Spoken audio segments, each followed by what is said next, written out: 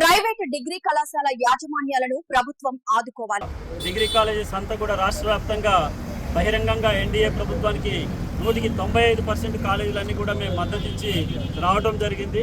So మాకున్నటువంటి demands, వాటికి ఉన్నటువంటి ఇబ్బందులు, అవి డిమాండ్స్ కూడా కాదు, డిగ్రీ కాలేజీలు నడపడానికి ఏర్పడుతున్నటువంటి ఆ ఇబ్బందుల్ని మేము ప్రభుత్వాన్ని తెలియజేశాం. ప్రభుత్వం కూడా సానుకూలంగా ఉన్నది, కానీ పరిష్కరించేటువంటి క్రమంలో సంవత్సరం అయిపోయి 2వ సంవత్సరంలో కూడా ఉన్నాం. దీన్ని ఖచ్చితంగా మాకున్నటువంటి సమస్యల్ని పరిష్కరించాలి. అలాగే గత ప్రభుత్వం ఈ ఆర్టీఎఫ్ అనేది పిల్లలకి ఇచ్చేది, ఆ ఆర్టీఎఫ్ కూడా మదర్ అకౌంట్లో వేసేది. ఆ మదర్ అకౌంట్ కోసం మేము గత ప్రభుత్వంలో గౌరవ ప్రజెంట్ ముఖ్యమంత్రి గారిని, అలాగే మన విద్యాశాఖ మంత్రి గారిని కలిసి మా అసోసియేషన్ తరఫున విన్నవించాం. మా అందరి కోరిక మేరకు ప్రిన్సిపల్ అకౌంట్కి వేయడం జరిగింది. అది చాలా సంతోషించదగ్గ విషయమే. కానీ సంవత్సరం అయిపోయింది, 24-25 ఒక విడత రిలీజ్ చేశారు.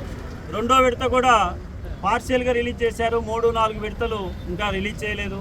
24-25 విద్యా సంవత్సరం అయిపోయిన తర్వాత మాకుండేటువంటి 10,000, 12,000, 15,000 ఫీజును కూడా గవర్నమెంట్ రిలీజ్ చేయకపోతే డిగ్రీ కళాశాలలు అన్నీ కూడా రాష్ట్రంలో నడిపేటువంటి పరిస్థితి లేదు. ఈరోజు రాష్ట్రంలో మొత్తం గ్రామీణ ప్రాంతాల్లో పేద విద్యార్థులకి, ఎవరు చదువుకోలేనటువంటి విద్యార్థులకు తక్కువ ఫీజులో దాదాపు 1,100 పైన డిగ్రీ కళాశాలలు ఉన్నాయి.